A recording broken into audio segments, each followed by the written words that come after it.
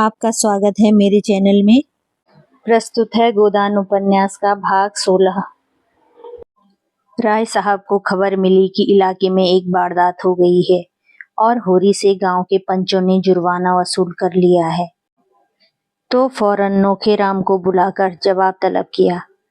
क्यों उन्हें इसकी इत्तला नहीं दी गई? ऐसे नमक हराम दगाबाज आदमी के लिए उनके दरबार में जगह नहीं है। नोखेराम ने इतनी गालियां खाई तो जरा गर्म होकर बोले, मैं अकेले थोड़े ही था, गांव के और भी तो पंच थे, मैं अकेला क्या कर लेता? राय साहब ने उनकी तोन की तरफ भाले जैसी नुकीली दृष्टि से देखा। मत बको जी, तुम्हें उसी वक्त कहना चाहिए था, जब तक सरकार की इत्तला न हो जाए मैं पंचों को जुर्माना न वसूल करने दूंगा। पंचों को मेरे और मेरी रियाया के बीच में दखल देने का हक क्या है? इस डांड बांध के सिवा इलाके में और कौन सी आमदनी है? वसूली सरकार के घर गई, बकाया असमियों ने दबा लिया। तब मैं कहाँ जाऊं? क्या खाऊं तुम्हारा सिर? यह लाखों रुपए साल का खर्च कहाँ से आए? खेद है कि 2 पुश्तों से कारिंदगिरी करने पर मुझे आज तुम्हें यह बात बतलानी पड़ती है। कितने रुपए वसूल हुए थे होरी से? नोखेराम ने सिर पिटाकर कहा, 80 रुपए। नकद? नकद उसके पास कहाँ थे हुजूर? कुछ अनाज दिया, बाकी में अपना घर लिख दिया। राय साहब ने अपना स्वार्थ का पक्ष छोड़कर होरी का पक्ष लिया। अच्छा, तो आपने और बगला भगत पंचों ने मिलकर मेरे एक मातबर असामी को तबाह कर दिया। मैं पूछता हूँ, तुम लोगों को क्या हक था कि मेरे इलाके में मुझे इत्तिला किए बगैर मेरे असामी से जुर्माना वसूल करते? इस बात पर अगर मैं चाहूँ तो आपको, उस जालिम पटवारी और उस धूर्त पंडित को 7 साल के लिए जेल भिजवा सकता हूँ। आपने समझ लिया कि आप ही इलाके के बादशाह हैं। मैं कहे देता हूँ, आज शाम तक जुर्माने की पूरी रकम मेरे पास पहुँच जाए, वरना बुरा होगा। मैं एक एक को चक्की पिसवा कर छोड़ूंगा। जाइए।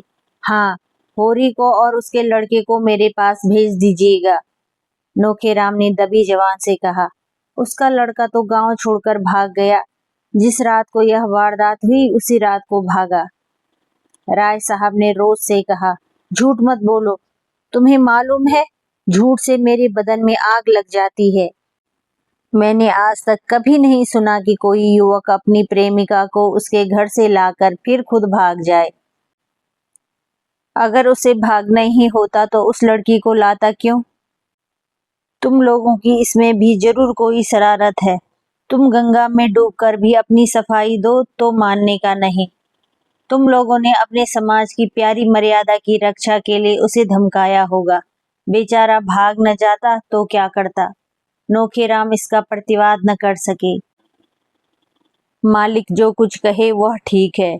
वह यह भी न कह सके कि आप खुद चलकर झूठ सच की जांच कर लें। बड़े आदमियों का क्रोध पूरा समर्पण चाहता है, अपने खिलाफ एक शब्द भी नहीं सुन सकता। पंचों ने राय साहब का यह फैसला सुना तो नशा हिरन हो गया। अनाज तो अभी तक ज्यों का त्यों पड़ा था, पर रुपए तो कब के गायब हो गए। होरी का मकान रेहन लिख गया था, पर उस मकान को देहात में कौन पूछता था? जैसे हिंदू स्त्री पति के साथ घर की स्वामिनी है और पति त्याग दे तो कहीं की नहीं रहती, उसी तरह यह घर होरी के लिए लाख रुपए का है, पर उसकी असली कीमत कुछ भी नहीं। और इधर राय साहब बिना रुपए लिए मानने के नहीं। यही होरी जाकर रो आया होगा। पटेश्वरी लाल सबसे ज्यादा भयभीत थे। उनकी तो नौकरी ही चली जाएगी। चारों सज्जन इस गहन समस्या पर विचार कर रहे थे, पर किसी की अक्ल काम न करती थी। एक दूसरे पर दोष रखते थे। फिर खूब झगड़ा हुआ। पटेश्वरी ने अपनी लंबी शंकाशील गर्दन हिलाकर कहा, मैं मना करता था कि होरी के विषय में हमें चुप्पी साध कर रह जाना चाहिए। गाय के मामले में सबको तावान देना पड़ा। इस मामले में तावान ही से गला न छूटेगा, नौकरी से हाथ धोना पड़ेगा। मगर तुम लोगों को रुपए की पड़ी थी, निकालो 20-20 रुपए। अब भी कुशल है। कहीं राय साहब ने रपट कर दी तो सब जने बंध जाओगे। दाता दीन ने ब्रह्म तेज दिखाकर कहा, मेरे पास 20 रुपए की जगह 20 पैसे भी नहीं है। ब्राह्मणों को भोज दिया गया, होम हुआ, क्या इसमें कुछ खर्च ही नहीं हुआ? राय साहब की हिम्मत है कि मुझे जेल ले जाएं। ब्रह्म बनकर घर का घर मिटा दूंगा। अभी उन्हें किसी ब्राह्मण से पाला नहीं पड़ा। झिंगुरी सिंह ने भी कुछ इसी आशय के शब्द कहे। वह राय साहब के नौकर नहीं हैं। उन्होंने होरी को मारा नहीं, पीटा नहीं, कोई दबाव नहीं डाला। होरी अगर प्रायश्चित करना चाहता है तो उन्होंने इसका अवसर दिया। इसके लिए कोई उन पर अपराध नहीं लगा सकता, मगर नोखेराम की गर्दन इतनी आसानी से न छूट सकती थी। यहाँ मजे से राज करते थे। वेतन तो 10 रुपए से ज्यादा न था, पर 1000 साल की ऊपर की आमदनी थी। सैकड़ों आदमियों पर हुकूमत, 4-4 प्यादे हाजिर, बेगार में सारा काम हो जाता था। थानेदार तक कुर्सी देते थे। यह चैन उन्हें और कहाँ था। और पटेश्वरी तो नौकरी की बदौलत महाजन बने हुए थे, कहीं जा सकते थे। 2-3 दिन इसी चिंता में पड़े रहे कि कैसे इस विपत्ति से आखिर उन्हें एक मार्ग सूझ ही गया। कभी कभी कचहरी में उन्हें दैनिक बिजली देखने को मिल जाती थी। यही एक गुमनाम पत्र उसके संपादक की सेवा में भेज दिया जाए कि राय साहब किस तरह असमियों से जुर्माना वसूल करते हैं, तो बच्चा को लेने के देने पड़ जाएं। नोखेराम भी सहमत हो गए। दोनों ने मिलकर किसी तरह एक पत्र लिखा और रजिस्ट्री से भेज दिया। संपादक ओंकारनाथ तो ऐसे पत्रों की ताक में रहते थे। पत्र पाते ही तुरंत राय साहब को सूचना दी। उन्हें एक ऐसा समाचार मिला है जिस पर विश्वास करने की उनकी इच्छा नहीं होती। संवाददाता ने ऐसे प्रमाण दिए हैं कि सहसा अविश्वास ही नहीं किया जा सकता। क्या यह सच है कि राय साहब ने अपने इलाके के असमी से 80 रुपए तावान इसलिए वसूल किए कि उसके पुत्र ने एक विधवा को घर में डाल दिया था? संपादक का कर्तव्य उन्हें मजबूर करता है कि मामले की जांच करें और जनता के हितार्थ उसे प्रकाशित कर दें। राय साहब इस विषय में जो कुछ कहना चाहें, संपादक जी उसे भी प्रकाशित कर देंगे। संपादक जी दिल से चाहते हैं कि यह खबर गलत हो, लेकिन उसमें कुछ भी सत्य हुआ तो वह उसे प्रकाश में लाने के लिए विवश हो जाएंगे। मैत्री उन्हें कर्तव्य पथ से नहीं हटा सकती। राय साहब ने यह सूचना पाई तो सिर पीट लिया। पहले तो उनको ऐसी उत्तेजना हुई कि जाकर ओंकारनाथ को गिनकर 50 हंटर जमाए और कह दें, जहां वह पत्र छापना वहां यह खबर भी छाप देना। लेकिन इसका परिणाम सोचकर मन को शांत किया और तुरंत उनसे मिलने चले। अगर देर की और ओंकारनाथ ने वह संवाद छाप दिया तो उनके सारे यश को कालिमा पुत जाएगी। ओंकारनाथ सैर करके लौटे थे और आज के पत्र के लिए संपादकीय लेख लिखने की चिंता में बैठे हुए थे, पर मन पक्षी की भांति अभी उड़ा उड़ा फिरता था। उनकी धर्मपत्नी ने रात में उन्हें कुछ ऐसी बातें कह डाली थी जो अभी तक कांटों की तरह चुभ रही थी। उन्हें कोई दरिद्र कह ले, अभागा कह ले, बुद्धू कह ले, वह जरा भी बुरा न मानते थे, लेकिन यह कहना कि उसमें पुरुषत्व नहीं है वह उसके लिए असह्य था। और फिर अपनी पत्नी को यह कहने का क्या हक है? उससे तो यह आशा की जाती है कि कोई इस तरह का आपेक्ष करे तो उसका मुंह बंद कर दे। बेशक वह ऐसी खबरें नहीं छापते, ऐसी टिप्पणियां नहीं करते कि सिर कोई आफत आ जाए। फूंक फूंक कर कदम रखते हैं। इन काले कानूनों के युग में वह कर ही क्या सकते हैं, मगर वह क्यों सांप के बिल में हाथ नहीं डालते? इसलिए तो कि उनके घर वालों को कष्ट न उठाना पड़े और उनकी सहिष्णुता का उन्हें यह पुरस्कार मिल रहा है। क्या अंधेर है। उनके पास रुपए नहीं हैं तो बनारसी साड़ी कैसे मंगा दें? डॉक्टर सेठ और प्रोफेसर भाटिया और न जाने किस किस की स्त्रियां बनारसी साड़ी पहनती हैं, तो क्या करें? क्यों उनकी पत्नी इन साड़ी वालियों को अपनी खद्दर की साड़ी से लज्जित नहीं करती? उनकी खुद तो यह आदत है कि किसी बड़े आदमी से मिलने जाते हैं तो मोटे से मोटे कपड़े पहन लेते हैं और कोई कुछ आलोचना करे तो उसका मुंह तोड़ जवाब देने को तैयार रहते हैं। उनकी पत्नी में क्यों वही आत्माभिमान नहीं है? वह क्यों दूसरों का ठाट बाट देखकर विचलित हो जाती है? उसे समझना चाहिए कि वह एक देशभक्त पुरुष की पत्नी है। देशभक्त के पास अपनी भक्ति के सिवा और क्या संपत्ति है? इसी विषय को आज के अग्रलेख का विषय बनाने की कल्पना करते करते उनका ध्यान राय साहब के मामले की ओर जा पहुंचा। राय साहब सूचना का क्या उत्तर देते हैं, यह देखना है। अगर वह अपनी सफाई देने में सफल हो जाते हैं तब तो कोई बात नहीं,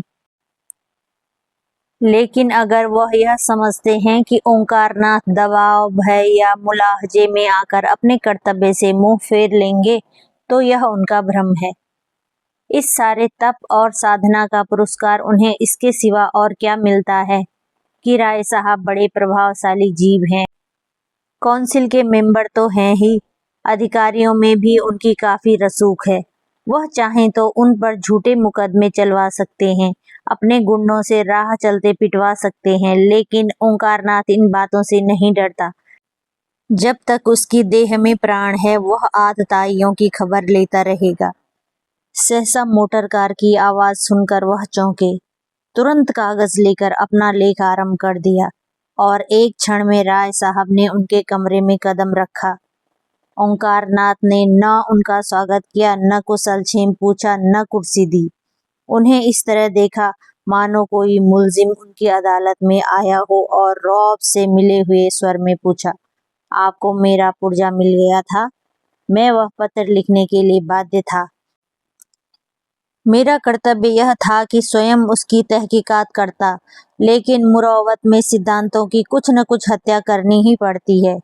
क्या उस संवाद में कुछ सत्य है? राय साहब उसका सत्य होना अस्वीकार न कर सके। हालांकि अभी तक उन्हें जुर्माने के रुपए नहीं मिले थे और वह उनके पाने से साफ इनकार कर सकते थे, लेकिन वह देखना चाहते थे कि यह महाशय किस पहलू पर चलते हैं। ओंकारनाथ ने खेद प्रकट करते हुए कहा, तब तो मेरे लिए उस संवाद को प्रकाशित करने के सिवा और कोई मार्ग नहीं है। मुझे इसका दुख है कि मुझे अपने एक परम हितैषी मित्र की आलोचना करनी पड़ रही है, लेकिन कर्तव्य के आगे व्यक्ति कोई चीज नहीं। संपादक अगर अपना कर्तव्य न पूरा कर सके तो उसे इस आसन पर बैठने का कोई हक नहीं है। राय साहब कुर्सी पर डट गए और पान की गिलोरियां मुंह में भरकर बोले, लेकिन यह आपके हक में अच्छा न होगा। मुझे जो कुछ होना है पीछे होगा। आपको तत्काल दंड मिल जाएगा। अगर आप मित्रों की परवाह नहीं करते तो मैं भी उसी कैंडे का आदमी हूँ। ओंकारनाथ ने शहीद का गौरव धारण करके कहा, इसका तो मुझे कभी भय नहीं हुआ। जिस दिन मैंने पत्र संपादन का भार लिया उसी दिन प्राणों का मोह छोड़ दिया, और मेरे समीप एक संपादक की सबसे शानदार मौत यही है कि वह न्याय और सत्य की रक्षा करता हुआ अपना बलिदान कर दे। अच्छी बात है, मैं आपकी चुनौती स्वीकार करता हूँ। मैं अब तक आपको मित्र समझता आया था, मगर अब आप लड़ने ही पर तैयार हैं तो लड़ाई ही सही। आखिर मैं आपके पत्र का 5 गुना चंदा क्यों देता हूँ? केवल इसलिए कि वह मेरा गुलाम बना रहे। मुझे परमात्मा ने रईस बनाया है। 75 रुपए देता हूँ इसलिए कि आपका मुंह बंद रहे। जब आप घाटे का रोना रोते हैं और सहायता की अपील करते हैं, और ऐसी शायद ही कोई तिमाही जाती हो जब आपकी अपील न निकलती हो, तो मैं ऐसे मौके पर आपकी कुछ न कुछ मदद कर देता हूँ। किस लिए? दिवाली, दशहरा, होली में आपके यहाँ बैना भेजता हूँ और साल में 25 बार आपकी दावत कराता हूँ। किस लिए? आप रिश्वत और कर्तव्य दोनों साथ साथ नहीं निभा सकते। ओंकारनाथ उत्तेजित होकर बोले, मैंने कभी रिश्वत नहीं ली। राय साहब ने फटकारा, अगर यह व्यवहार रिश्वत नहीं है तो रिश्वत क्या है? जरा मुझे समझा दीजिए। क्या आप समझते हैं आपको छोड़कर और सभी गधे हैं जो निस्वार्थ भाव से आपका घाटा पूरा करते हैं? निकालिए अपनी बही और बताइए, अब तक आपको मेरी रियासत से कितना मिल चुका है? मुझे विश्वास है हजारों की रकम निकलेगी। अगर आपको स्वदेशी स्वदेशी चिल्लाकर विदेशी दवाओं और वस्तुओं का विज्ञापन छापने में शर्म नहीं आती, तो मैं अपने असमियों से डांड, तावान और जुर्माना लेते क्यों शर्माऊं? यह न समझिए कि आप ही किसानों के हित का बीड़ा उठाए हुए हैं। मुझे किसानों के साथ जलना मरना है। मुझसे बढ़कर दूसरा उनका हितैषी नहीं हो सकता। लेकिन मेरी गुजर कैसे हो? अफसरों की दावतें कहाँ से दूं, सरकारी चंदे कहाँ से दूं, खानदान के सैकड़ों आदमियों की ज़रूरतें कैसी पूरी करूं। मेरे घर का क्या खर्च है यह शायद आप जानते हैं। तो क्या मेरे घर में रुपए फलते हैं? आएगा तो असमियों ही के घर से। आप समझते होंगे जमींदार और ताल्लुकेदार सारे संसार का सुख भोग रहे हैं। उनकी असली हालत का आपको ज्ञान नहीं। अगर वह धर्मात्मा बनकर रहें तो उनका जिंदा रहना मुश्किल हो जाए। अफसरों की डालियां न दें तो जेल खाने घर हो जाएं। हम बिच्छू नहीं हैं कि अनायास ही सबको डंक मारते फिरें। न गरीबों का गला दबाना कोई बड़े आनंद का काम है, लेकिन मर्यादाओं का पालन तो करना ही पड़ता है। जिस तरह आप मेरी रईसी का फायदा उठाना चाहते हैं, उसी तरह और सभी हमें सोने की मुर्गी समझते हैं। आइए, मेरे बंगले पर तो दिखाऊं कि सुबह से शाम तक कितने निशाने मुझ पर पड़ते हैं। कोई कश्मीर से लाल दुसाला लिए चला आ रहा है, कोई इत्र और तंबाकू का एजेंट है, कोई पुस्तकों और पत्रिकाओं का, कोई जीवन बीमे का, कोई ग्रामोफोन लिए सिर पर सवार हैं, कोई कुछ। चंदे वाले तो अनगिनती। क्या सबके सामने अपना दुखड़ा लेकर बैठ जाऊं? ये लोग मेरे द्वार पर दुखड़ा सुनाने आते हैं मुझे उल्लू बनाकर, मुझसे कुछ ऐंठने के लिए। आज मर्यादा का विचार छोड़ दूं तो तालियां पिटने लगें। हुकाम को डालियां न दूं, बागी समझा जाऊं।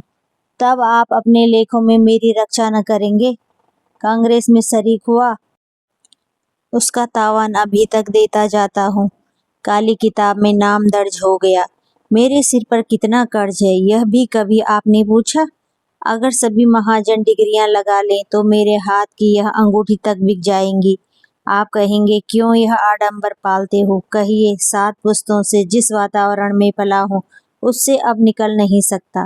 घास छिलना मेरे लिए असंभव है।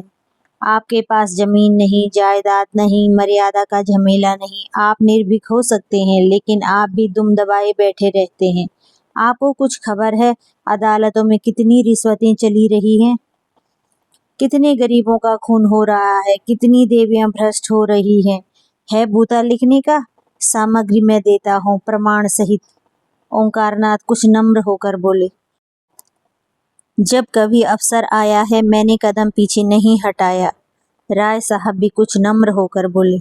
हाँ, मैं स्वीकार करता हूँ कि 2-1 मौकों पर आपने जवामर्दी दिखाई है, लेकिन आपकी निगाह हमेशा अपने लाभ की ओर रही है, प्रजाहित की ओर नहीं। आंखें न निकाले और न मुंह लाल कीजिए। जब कभी आप मैदान में आए हैं उसका शुभ परिणाम यही हुआ है कि आपके सम्मान और प्रभाव और आमदनी में इजाफा हुआ है। अगर मेरे साथ भी आप वही चाल चल रहे हों तो आपके खातिर करने को तैयार हूँ। रुपए न दूंगा, क्योंकि वह रिश्वत है। आपकी पत्नी जी के लिए कोई आभूषण बनवा दूंगा। है मंजूर? अगर मैं आपसे सत्य कहता हूँ कि आपके जो संवाद मिला वह गलत है, मगर यह भी कह देना चाहता हूँ कि अपने और सभी साथियों की तरह मैं भी असमियों से जुर्माना लेता हूँ और साल में 10-5 हजार रुपये मेरे हाथ लग जाते हैं। और अगर आप मेरे मुंह से यह कौर छीनना चाहेंगे तो आप घाटे में रहेंगे। आप भी संसार में सुख से रहना चाहते हैं, मैं भी चाहता हूँ। इससे क्या फायदा कि आप न्याय और कर्तव्य का ढोंग रचकर मुझे भी जेबबार करें, खुद भी जेबबार हों। दिल की बात कहिए, मैं आपका बैरी नहीं हूँ। आपके साथ कितनी ही बार एक चौकी में एक मेज पर खा चुका हूँ। मैं यह भी जानता हूँ कि आप तकलीफ में हैं। आपकी हालत शायद मेरी हालत से भी खराब है। हाँ, अगर आपने हरिश्चंद्र बनने की कसम खा ली है तो आपकी खुशी। मैं चलता हूँ। राय साहब कुर्सी से उठ खड़े हुए। ओंकारनाथ ने उनका हाथ पकड़कर संधि भाव से कहा, नहीं नहीं, अभी आपको बैठना पड़ेगा। मैं अपनी पोजीशन साफ कर देना चाहता हूँ। आपने मेरे साथ जो सलूक किए हैं उनके लिए मैं आपका आभारी हूँ, लेकिन यहाँ सिद्धांत की बात आ गई है और आप जानते हैं सिद्धांत प्राणों से भी प्यारे होते हैं। राय साहब कुर्सी पर बैठकर जरा मीठे स्वर में बोले, अच्छा भाई, जो चाहे लिखो, तुम्हारे सिद्धांत को तोड़ना नहीं चाहता। और तो क्या होगा, बदनामी होगी। हाँ, कहाँ तक नाम के पीछे पीछे मरूं। कौन ऐसा ताल्लुकेदार है जो असमियों को थोड़ा बहुत नहीं सताता? कुत्ता हड्डी की रखवाली करे तो खाए क्या? मैं इतना ही कर सकता हूँ। आगे आपको इस तरह की कोई शिकायत न मिलेगी। अगर आपको मुझ पर विश्वास है तो इस बार क्षमा कीजिए। किसी दूसरे संपादक से मैं इस तरह की खुशामद न करता, उसे सरे बाजार पिटवाता, लेकिन मुझसे आपकी दोस्ती है इसलिए दबना ही पड़ेगा। यह समाचार पत्रों का युग है, सरकार तक उनसे डरती है। मेरी हस्ती क्या, आप जिसे चाहें बना दें। खैर, यह झगड़ा खत्म कीजिए। कहिए आजकल पत्र की क्या दशा है? कुछ ग्राहक बढ़े? ओंकारनाथ ने अनिच्छा के भाव से कहा। किसी न किसी तरह काम चल जाता है और वर्तमान परिस्थिति में मैं इससे अधिक आशा नहीं रखता। मैं इस तरह धन और भोग की लालसा लेकर नहीं आया था, इसलिए मुझे शिकायत नहीं है। मैं जनता की सेवा करने आया था और वह यथाशक्ति किए जाता हूँ। राष्ट्र का कल्याण हो, यही मेरी कामना है। एक व्यक्ति के सुख दुख का कोई मूल्य नहीं। राय साहब ने जरा और सहृदय होकर कहा। यह सब ठीक है भाई साहब, लेकिन सेवा करने के लिए भी जीना जरूरी है। आर्थिक चिंताओं में आप एकाग्रचित्त होकर सेवा भी तो नहीं कर सकते। क्या ग्राहक संख्या बिल्कुल नहीं बढ़ रही है? बात यह है कि मैं अपने पत्र का आदर्श गिराना नहीं चाहता। अगर मैं आज सिनेमा स्टारों के चित्र और चरित्र छापने लगूं तो मेरे ग्राहक बढ़ सकते हैं, लेकिन अपनी तो वही नीति नहीं। और भी कितने ही ऐसे हथकंडे हैं जिनसे पत्रों द्वारा धन कमाया जा सकता है, लेकिन मैं उसे गर्हित समझता हूँ। इसी का यह फल है कि आज आपका इतना सम्मान है। मैं एक प्रस्ताव करना चाहता हूँ, मालूम नहीं आप उसे स्वीकार करेंगे या नहीं। आप मेरी ओर से 100 आदमियों के नाम फ्री कॉपी जारी कर दीजिए, चंदा मैं दे दूंगा। ओंकारनाथ ने कृतज्ञता से सिर झुकाकर कहा, मैं धन्यवाद के साथ आपका दान स्वीकार करता हूँ। खेद यही है कि पत्रों की ओर से जनता कितनी उदासीन है। स्कूल और कॉलेजों और मंदिरों के लिए धन की कमी नहीं है, पर आज तक एक भी ऐसा दान न निकला जो पत्रों के प्रचार के लिए दान देता। हालांकि जन शिक्षा का उद्देश्य जितना कम खर्च में पत्रों से पूरा हो सकता है और किसी तरह नहीं हो सकता। जैसे शिक्षालयों को संस्थाओं द्वारा सहायता मिला करती है, ऐसे ही अगर पत्रकारों को मिलने लगे तो इन बेचारों को अपना जितना समय और स्थान विज्ञापनों की भेंट करना पड़ता है, वह क्यों करना पड़े। मैं आपका बड़ा अनुग्रहित हूँ। राय साहब विदा हो गए। ओंकारनाथ के मुख पर प्रसन्नता की झलक न थी। राय साहब ने किसी तरह की शर्त न की थी, कोई बंधन न लगाया था, पर ओंकारनाथ आज इतनी करारी फटकार पाकर भी इस दान को अस्वीकार न कर सके। परिस्थिति ऐसी आ पड़ी थी कि उन्हें उबरने का कोई उपाय ही न सूझ रहा था। प्रेस के कर्मचारियों का 3 महीने का वेतन बाकी पड़ा हुआ था। कागज वाले के 1000 से ऊपर आ रहे थे। यही क्या कम था कि उन्हें हाथ नहीं फैलाना पड़ा।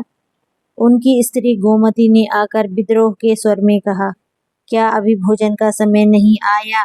या यह भी कोई नियम है कि जब तक 1 न बज जाए जगह से न उठो? कब तक कोई चूल्हा अगोरता रहे? ओंकारनाथ ने दुखी आंखों से पत्नी की ओर देखा। गोमती का विद्रोह उड़ गया। वह उनकी कठिनाइयों को समझती थी। दूसरी महिलाओं के वस्त्राभूषण देकर कभी कभी उसके मन में विद्रोह के भाव जाग उठते थे और वह पति को 2-4 जली कटी सुना जाती थी, पर वास्तव में यह क्रोध उनके प्रति नहीं, अपने दुर्भाग्य के प्रति था। और इसकी थोड़ी सी आंच अनायास ही ओंकारनाथ तक पहुंच जाती थी। वह उनका तपस्वी जीवन देखकर मन में कुढ़ती थी और उनसे सहानुभूति भी रखती थी। बस उन्हें थोड़ा सा सनकी समझती थी। उनका उदास मुंह देखकर पूछा, क्यों उदास हो? पेट में कुछ गड़बड़ है क्या? ओंकारनाथ को मुस्कुराना पड़ा। कौन उदास है? मैं? मुझे तो जितनी खुशी है उतनी अपने विवाह के दिन भी न हुई थी। आज सवेरे 1500 की बोहनी हुई। किसी भाग्यवान का मुंह देखा था। गोमती को विश्वास न आया, बोली, झूठे हो, तुम्हें 1500 कहाँ से मिल जाते हैं?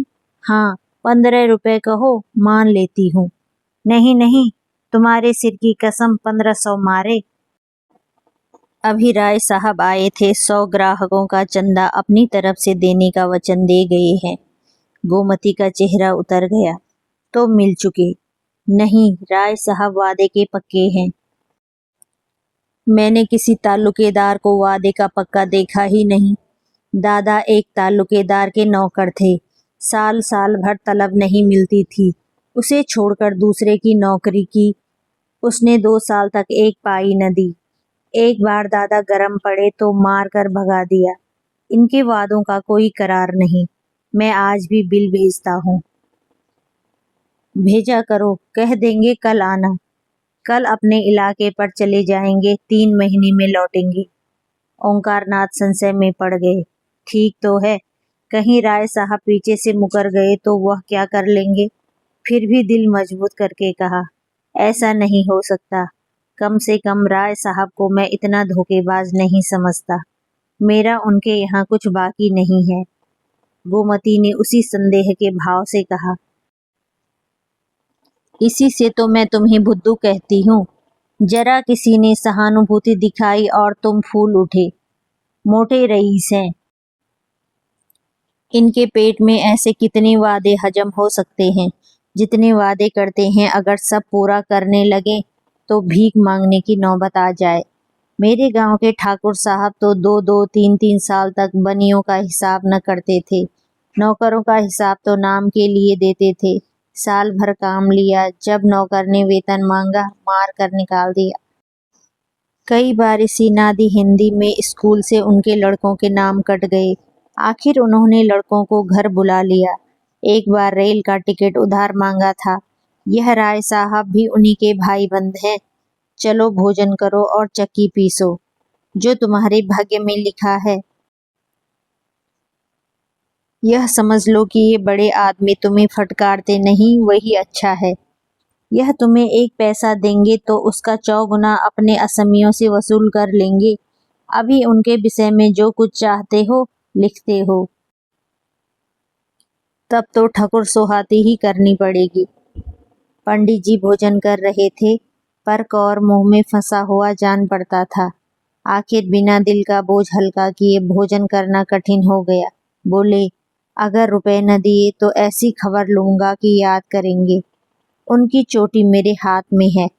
गांव के लोग झूठी खबर नहीं दे सकते। सच्ची खबर देते तो उनकी जान निकलती है। झूठी खबर क्या देंगे।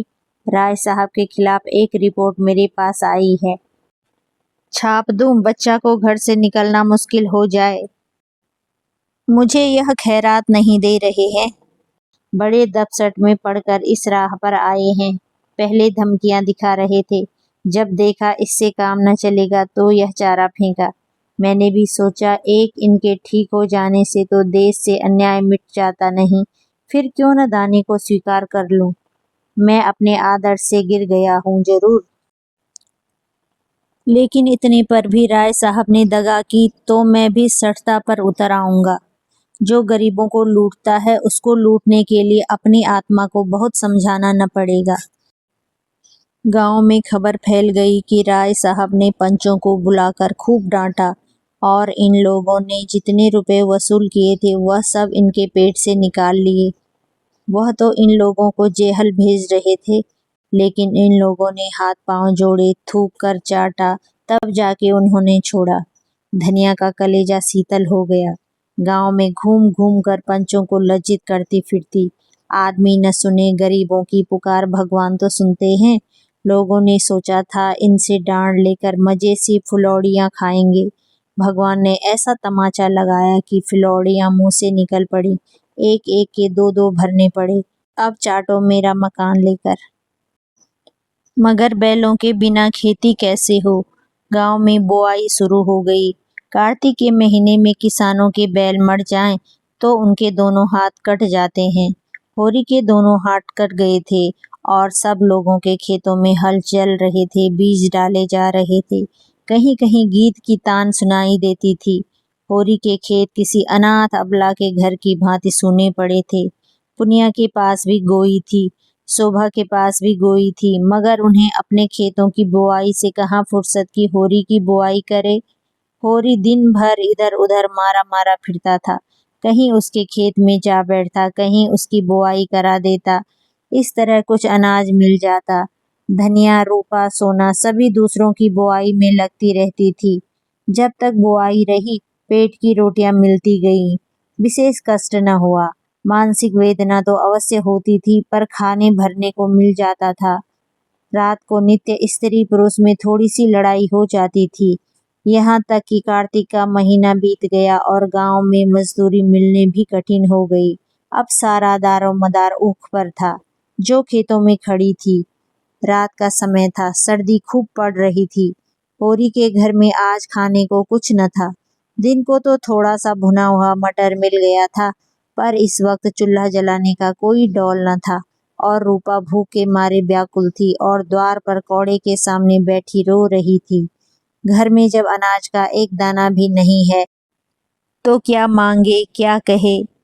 जब भूख न सही गई तो वह आग मांगने के बहाने पुनिया के घर गई। पुनिया बाजरे की रोटियां और बथुए का साग पका रही थी। सुगंध से रूपा के मुंह में पानी भर आया। पुनिया ने पूछा, क्या अभी तेरे घर आग नहीं जली क्या री? रूपा ने दीनता से कहा, आज तो घर में कुछ था ही नहीं, आग कहाँ से जलती? तो फिर आग काहे को मांगने आई है?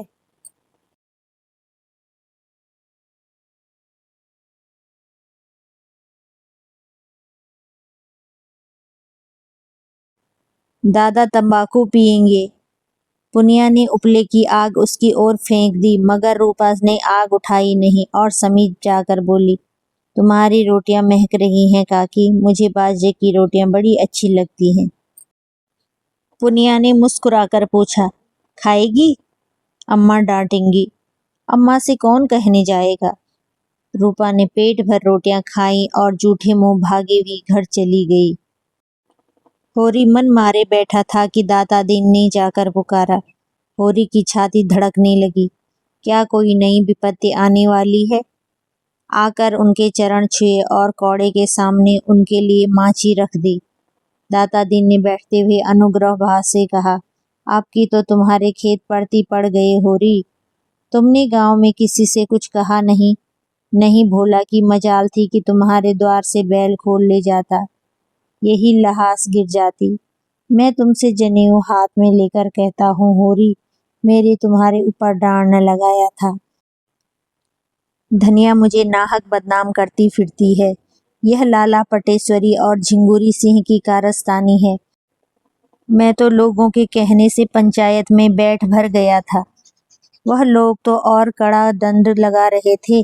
मैंने कह सुन के कम कराया, मगर अब सब जने सिर पर हाथ धरे रो रहे हैं। समझते थे यहाँ उन्हीं का राज है। यह न जानते थे कि गांव का राजा कोई और है। तो अब अपने खेतों की बुआई का क्या इंतजाम कर रहे हो? होरी ने करुण कंठ से कहा, क्या बताऊं महाराज, पढ़ती रहेंगे। पढ़ती रहेंगे? यह तो बड़ा अनर्थ होगा। भगवान की यही इच्छा है तो अपना क्या बस। मेरे देखते तुम्हारे खेत कैसे पड़ते रहेंगे। कल मैं तुम्हारी बुआई करा दूंगा। अभी खेत में कुछ तरी है, उपज 10 दिन पीछे होगी, इसके सिवा और कोई बात नहीं। हमारा तुम्हारा आधा साझा रहेगा, इसमें न तुम्हें कोई टोटा है न मुझे। मैंने आज बैठे बैठे सोचा तो चित्त बड़ा दुखी हुआ कि जूते जुताए खेत पड़ते रहे जाते हैं। होरी सोच में पड़ गया। चौमासे भर इन खेतों में खाद डाली, जोता और आज केवल बुआई के लिए आधी फसल देनी पड़ रही है। उस पर एहसान कैसे जता रहे हैं। लेकिन इससे अच्छा यही है कि खेत पड़ती पड़ जाएं और कुछ न मिलेगा, लगान तो निकल ही आएगा। नहीं, आपकी बेबाकी न हुई तो बेदखली आई धरी है। उसने यह प्रस्ताव स्वीकार कर लिया। दाता दीन प्रसन्न होकर बोले, चलो मैं अभी बीज तौल दूं, जिसमें सवेरे का झंझट न रही। रोटी तो खाली है ना। होरी ने लजाते हुए आज घर में चूल्हा न जलने की कथा कही। दाता दीन ने मीठे उलाहने के भाव से कहा, अरे तुम्हारे घर में चूल्हा नहीं जला और तुमने मुझसे कहा भी नहीं। हम तुम्हारे बैरी तो नहीं थे, इसी बात पर तुमसे जी कुड़ता है। अरे भले आदमी, इसमें लाज शर्म की कौन बात है। हम सब एक ही तो हैं। तुम शूद्र हुए तो क्या, हम ब्राह्मण हुए तो क्या, हैं तो सब एक ही घर के। दिन सबके बराबर नहीं जाते। कौन जाने कल मेरे ही ऊपर कोई संकट आ जाए तो मैं तुमसे अपना दुख न कहूँगा तो किससे कहूँगा। अच्छा तो हुआ, चलो बेंघी के साथ तुम्हें मन दो मन अनाज खाने को भी तौल दूंगा। आधे घंटे में होरी मन भर जौ का टोकरा सिर पर रखे आया और घर की चक्की चलने लगी। धनिया रोती थी और साहस के साथ जौ पीसती थी। भगवान उसे किस कुकर्म का यह दंड दे रहे हैं। दूसरे दिन से बुआई शुरू हुई। होरी का सारा परिवार इस तरह काम में जुट गया था मानो सब कुछ अपना ही है। कई दिन बाद सिंचाई भी इस तरह हुई। दाता दिन की सेंध मेंध के मजूर मिल गए। अब कभी कभी उनका लड़का माता दिन भी घर में आने लगा। जवान आदमी था, बड़ा रसिक और बातचीत का मीठा। दाता दिन जो कुछ छीन झपट कर लाते थे वह उसे भांग बूटी में उड़ाता था। एक चमारिन से उसकी आसनाई हो गई थी, इसलिए अभी तक ब्याह न हुआ था। वह रहती थी पर सारा गांव यह रहस्य जानते हुए भी कुछ न बोल सकता था। अपना धर्म है हमारा भोजन। भोजन पवित्र रहे फिर हमारे धर्म पर कोई आँच नहीं आ सकती। रोटियां ढालकर बनकर अधर्म से हमारी रक्षा करती हैं। अब साझे की खेती होने से माता दीन को झुनिया से बातचीत करने का अवसर मिलने लगा। वह ऐसे दांव से आता जब घर में झुनिया के सिवा और कोई न होता। कभी किसी बहाने से कभी किसी बहाने से। झुनिया रूपवती न थी लेकिन जवान थी और उसकी चमारिन प्रेमिका से अच्छी थी। कुछ दिन शहर में रह चुकी थी। पहनना ओढ़ना बोलना चालना जानती थी और लज्जाशील भी थी, जो स्त्री का सबसे बड़ा आकर्षण है। माता दिन कभी कभी उसके बच्चे को गोद में उठा लेता और प्यार करता। झुनिया निहाल हो जाती थी। एक दिन उसने झुनिया से कहा, तुम क्या देखकर गोबर के साथ आई झूना। झुनिया ने लजाते हुए कहा, भाग खींच लाया महाराज, और क्या कहूँ।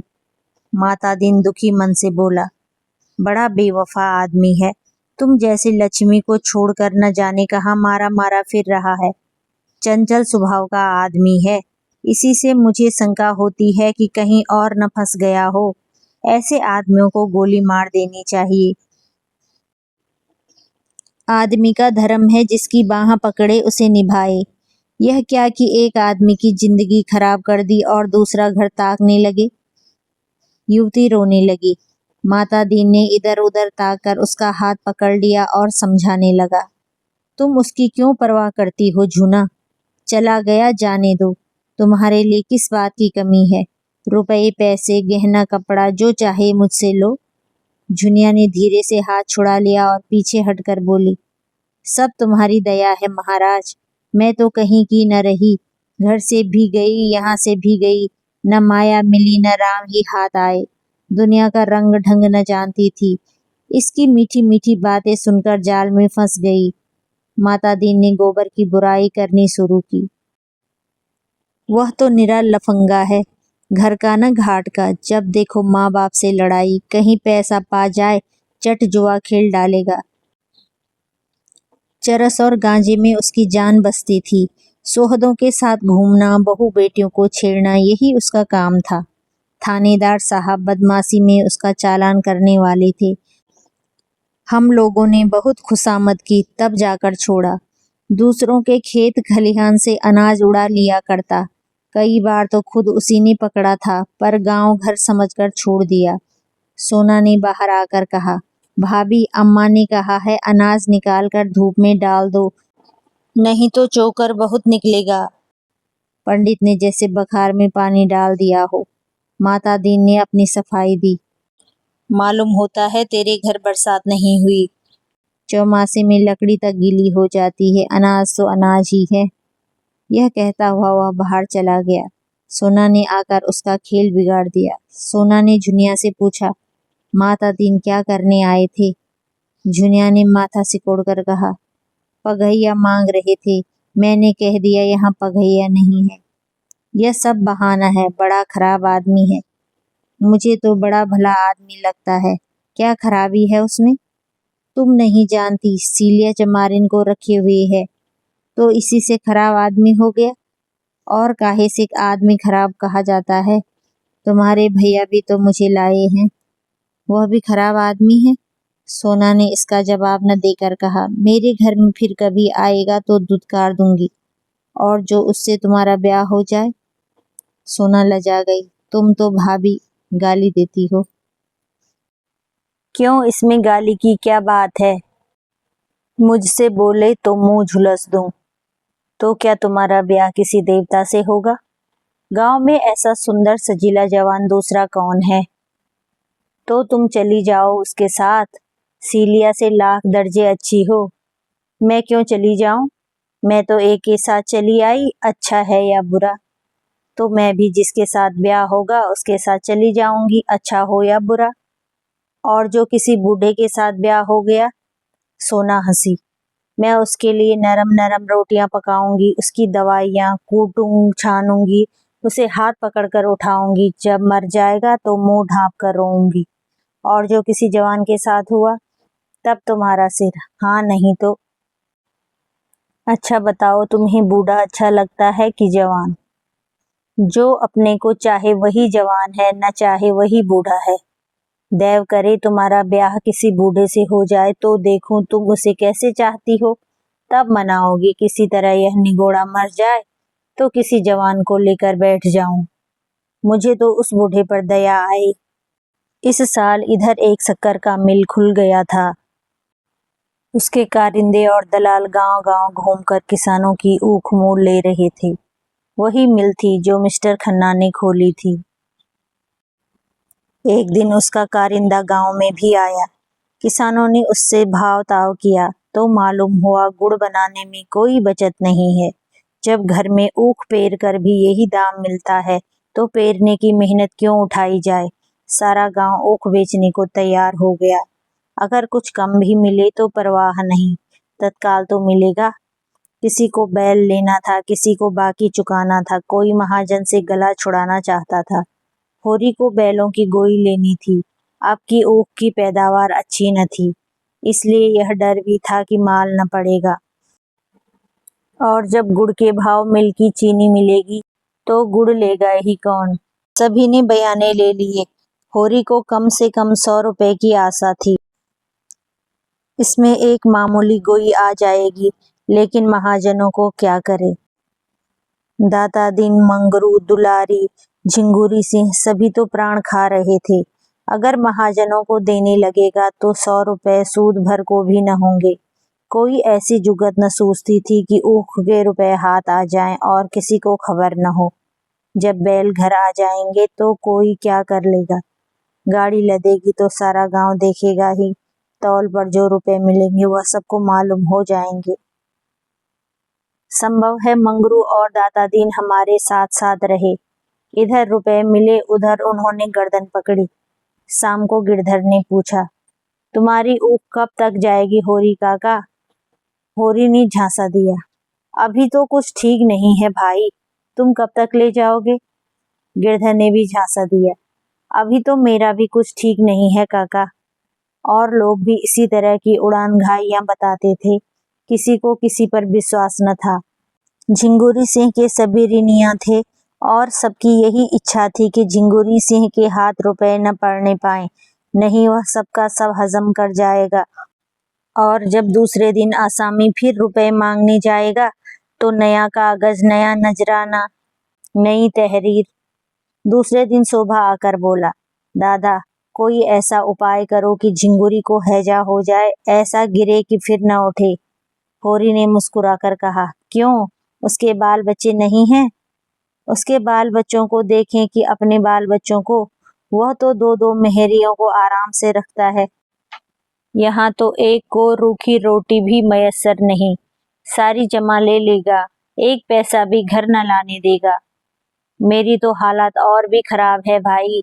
अगर रुपए हाथ से निकल गए तो तबाह हो जाऊंगा। गोई के बिना तो काम न चलेगा। अभी तो 2-3 दिन ऊख ढोते लगेंगे।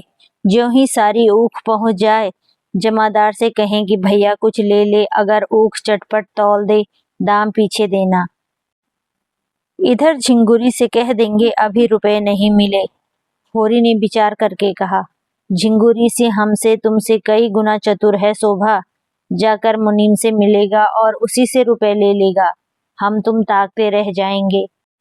जिस खन्ना बाबू की मिल है उन्हीं खन्ना बाबू की महाजनी कोठी भी है, दोनों एक हैं।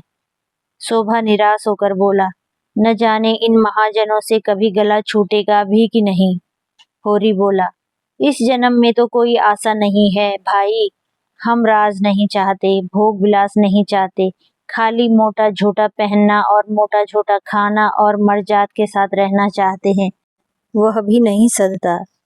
शोभा ने धूर्तता के साथ कहा, मैं तो दादा इन सबों को अब की चकमा दूंगा। जमादार को कुछ दे दिलाकर इस बात पर राजी कर लूंगा कि रुपए के लिए हमें खूब दौड़ाएं। झिंगुरी कहाँ तक दौड़ेंगे। होरी ने हंसकर कहा, यह सब कुछ न होगा भैया। कुशल इसी में है कि झिंगुरी सिंह के हाथ पांव जोड़ो। हम जाल में फंसे हुए हैं, जितना ही फड़फड़ाओगे उतना ही और जकड़ते जाओगे। तुम तो दादा बूढ़ों की सी बातें कर रहे हो। कटघरे में फंसे बैठे रहना तो कायरता है।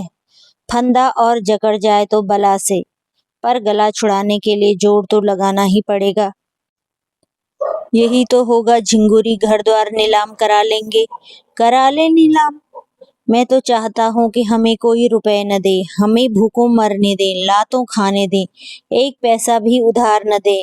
लेकिन पैसे वाले उधार न दे तो सूद कहाँ से पाएं। एक हमारे ऊपर दावा करता है तो दूसरा हमें कुछ कम सूद पर रुपए उधार देकर अपने जाल में फंसा लेता है। मैं तो उसी दिन रुपए लेने जाऊंगा जिस दिन झिंगुरी कहीं चला गया होगा। होरी का मन भी विचलित हुआ। हाँ, यह ठीक है, ऊख तुलवा देंगे, रुपये दांव घात देख कर ले आएंगे। बस बस यही चाल चलो। दूसरे दिन प्रातःकाल गांव के कई आदमियों ने ऊख काटनी शुरू की। होरी भी अपने खेत में गंडासा लेकर पहुंचा। उधर से शोभा भी उसकी मदद को आ गया। पुनिया, जुनिया, धनिया, सोना सभी खेत में आ पहुंची। कोई ऊख काटता था, कोई छिलता था, कोई पूले बांधता था। महाजनों ने जो ऊख कटते देखी तो पेट में चूहे दौड़े। एक तरफ से दुलारी दौड़ी, दूसरी तरफ से मंगरूसा, तीसरी ओर से माता दीन और पटेश्वरी और झिंगुरी के पियादे। दुलारी हाथ पांव में मोटे मोटे चांदी के कड़े पहने, कानों में सोने की झुमक, आंखों में काजल लगाए, बूढ़े यौवन को रंग रंगाए आकर बोली, पहले मेरे रुपए दे दो तब ऊख काटने दूंगी। मैं जितना ही गम खाती हूँ उतना ही तुम शेर होते हो। 2 साल से एक धेला सूद नहीं दिया, 50 तो मेरे सूद के होते हैं।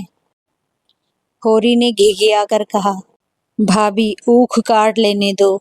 इतने रुपए मिलते हैं तो जितना हो सकेगा तुमको भी दूंगा। न गांव छोड़कर भागा जाता हूँ, न इतनी जल्दी मौत ही आती जाती है। खेत में खड़ी ऊख तो रुपए न देगी। दुलारी ने उसके हाथ से गंडासा छीन कर कहा, नीयत इतनी खराब हो गई है तुम लोगों की, तभी तो बरकत नहीं होती। आज 5 साल हुए, होरी ने दुलारी से 30 रुपए लिए थे। 3 साल में उसके 100 रुपए हो गए। अब स्टाम्प लिखा गया। 2 साल में उस पर 50 रुपए सूद चढ़ गया था। होरी बोला, सो आइन, नियत तो कभी खराब नहीं की और भगवान चाहेंगे तो पाई पाई चुका दूंगा। हाँ, आजकल तंग हो गया हूँ, जो चाहे कह लो।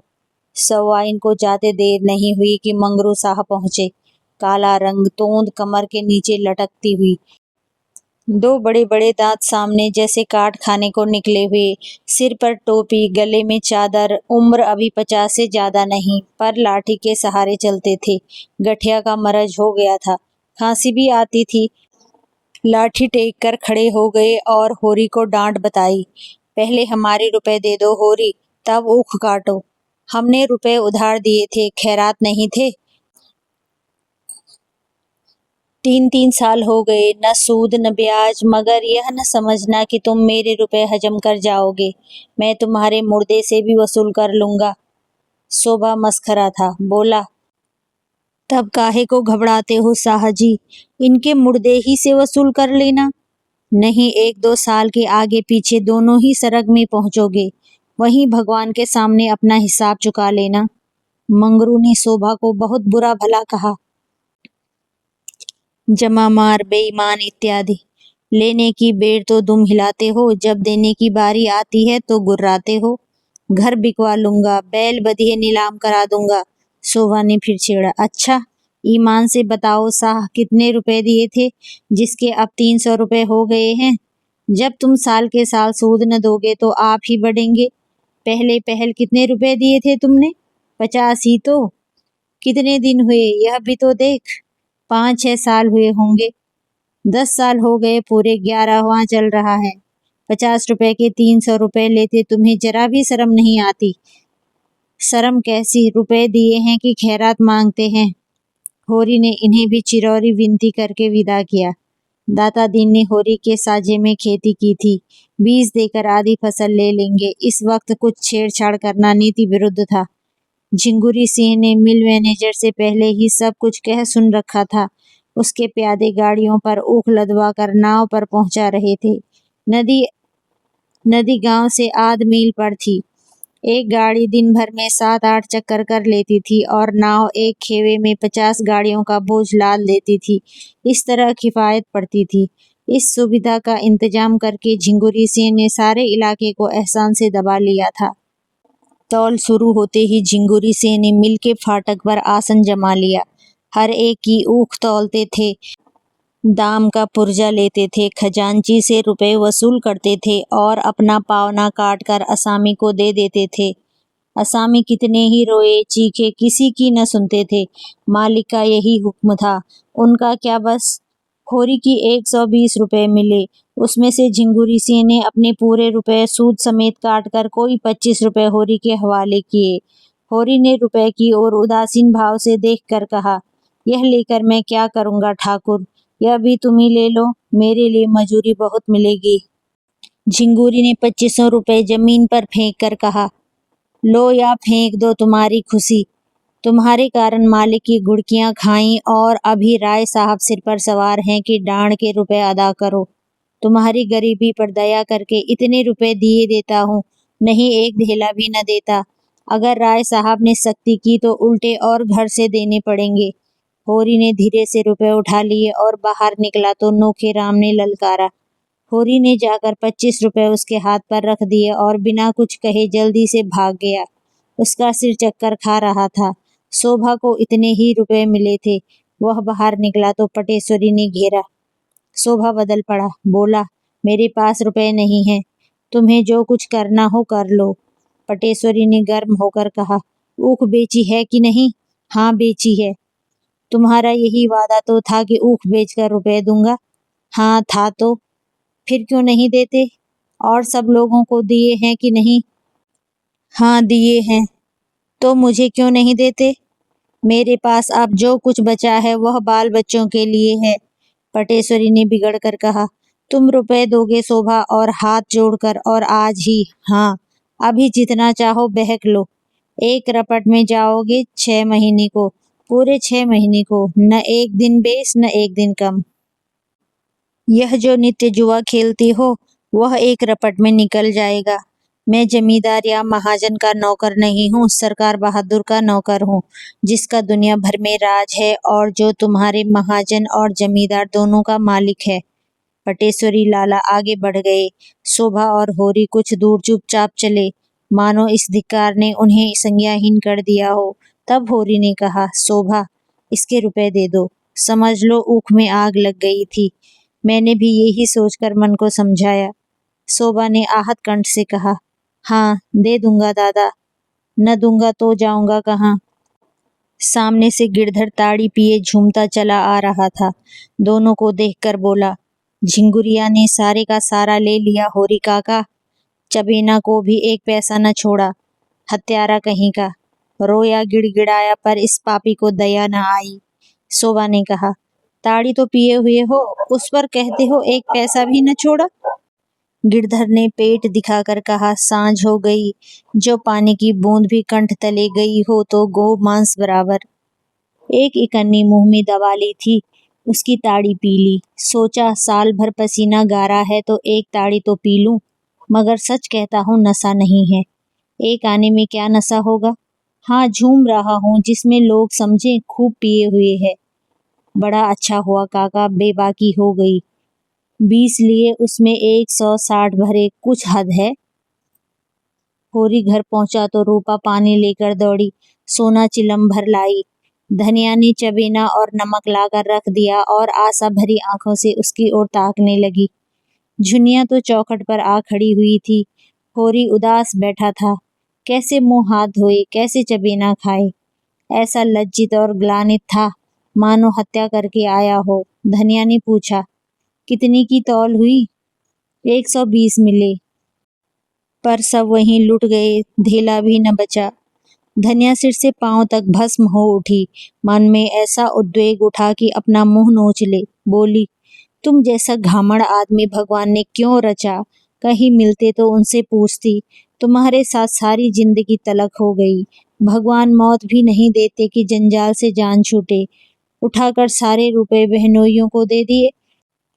अब और कौन आमदनी है जिससे गोई आएगी? हल में क्या मुझे जोतोगे या आप जुतोगे? मैं कहती हूँ तुम बूढ़े हुए तुम्हें इतनी अक्ल भी नहीं आई कि गोई भर के रुपए तो निकाल लेते। कोई तुम्हारे हाथ से छीन थोड़ी लेता। पूस की यह ठंड और किसी की देह पर लगता नहीं। ले जाओ सबको नदी में डुबा दो। सिसक सिसक कर मरने से तो एक दिन मर जाना फिर भी अच्छा है। कब तक पुआल में घुसकर रात काटेंगे? और पुआल में घुस भी लें तो पुआल खाकर रहा तो न जाएगा। तुम्हारी इच्छा हो घास ही खाओ, हमसे तो घास न खाई जाएगी। यह कहते कहते वह मुस्कुरा पड़ी। इतनी देर में उसकी समझ में यह बात आने लगी कि महाजन जब सिर पर सवार हो जाए और अपने हाथ में रुपए हों और महाजन जानता हो कि इसके पास रुपए हैं, तो आसामी कैसे अपनी जान बचा सकता है। होरी सिर नीचा किए अपने भाग्य को रो रहा था। धनिया का मुस्कुराना न दिखाई दिया। बोला, मजूरी तो मिलेगी, मजूरी करके खाएंगे। धनिया ने पूछा, कहाँ है इस गांव में मजूरी? और कौन मुंह लेकर मजूरी करोगे? मैं तो नहीं कहलाते। होरी ने चिलम के कई कस लगाकर कहा, मजूरी करना कोई पाप नहीं है। मजूरी बन जाए तो किसान हो जाता है, किसान बिगड़ जाए तो मजूर हो जाता है। मजूरी करना भाग्य में न होता तो यह सब विपत क्यों आती? क्यों लड़का नालायक निकल जाता? धनिया ने बहू और बेटियों की ओर देखकर कहा, तुम सब की सब क्यों घेरे खड़ी हो? जाकर अपना अपना काम देखो।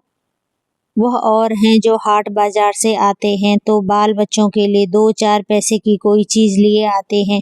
यहाँ तो यह लोभ रहा होगा कि रुपए तुड़ाएं कैसे। एक कम न हो जाएगा, इसी से इनकी कमाई में बरकत नहीं होती। जो खर्च करते हैं उन्हें मिलता है, जो न खा सकें न पहन सकें उन्हें रुपए मिले ही क्यों? जमीन में गाड़ने के लिए?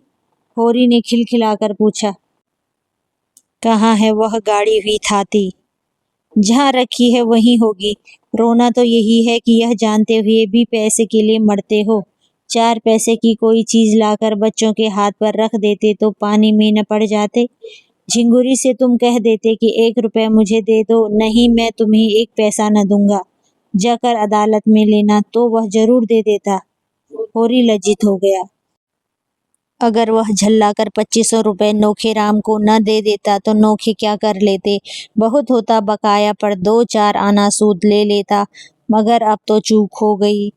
झुनिया ने भीतर जाकर सोना से कहा, मुझे तो दादा पर बड़ी दया आती है। बेचारे दिन भर के थके मांदे घर आए। अम्मा कोसने लगी।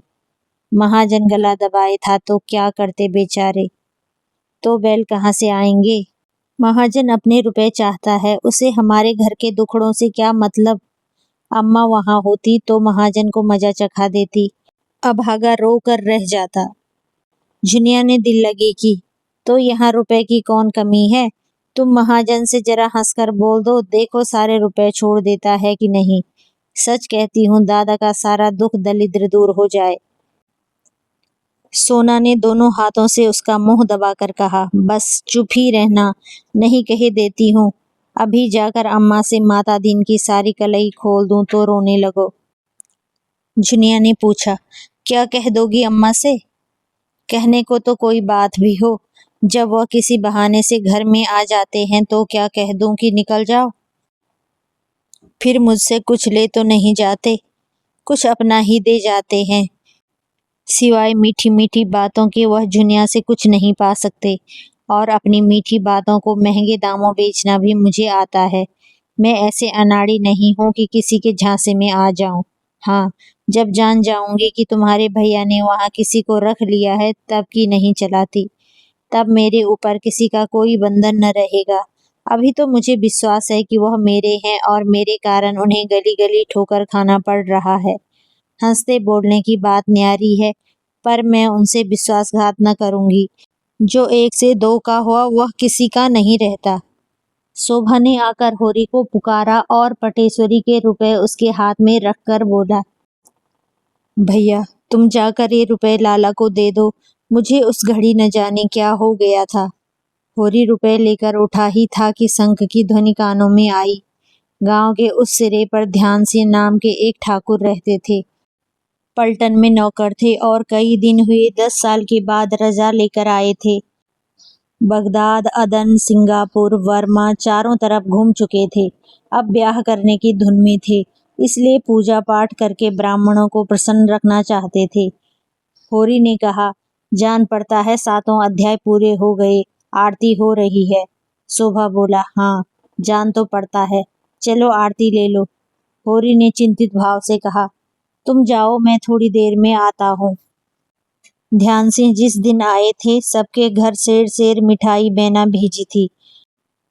होरी से जब कभी रास्ते मिल जाते कुशल पूछते। उनकी कथा में जाकर आरती में कुछ न देना अपमान की बात थी। आरती का थाल उन्हीं के हाथ में होगा, उनके सामने होरी कैसे खाली हाथ आरती ले लेगा। इससे तो कहीं अच्छा है कि वह कथा में जाए ही नहीं। इतने असमियों में उन्हें क्या याद आएगी कि होरी नहीं आया। कोई रजिस्टर लिए तो बैठा नहीं है कि कौन आया कौन नहीं आया। वह जाकर खाट पर लेट रहा, मगर उसका हृदय मसोस मसोस कर रह जाता था। उसके पास एक पैसा भी नहीं था, तांबे का एक पैसा। आरती के पुण्य और महात्मा का उसे बिल्कुल ध्यान न था। बात थी केवल व्यवहार की।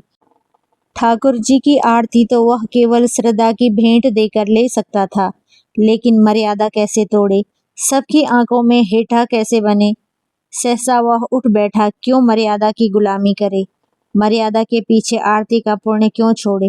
लोग हंसेंगे, हंस लें, उसे परवाह नहीं। भगवान उसे कुकर्म से बचाए रखें, और वह कुछ नहीं चाहता। वह ठाकुर के घर की ओर चल पड़ा। 16वां भाग यहीं पर समाप्त होता है। फिर मिलते हैं 17वें भाग में।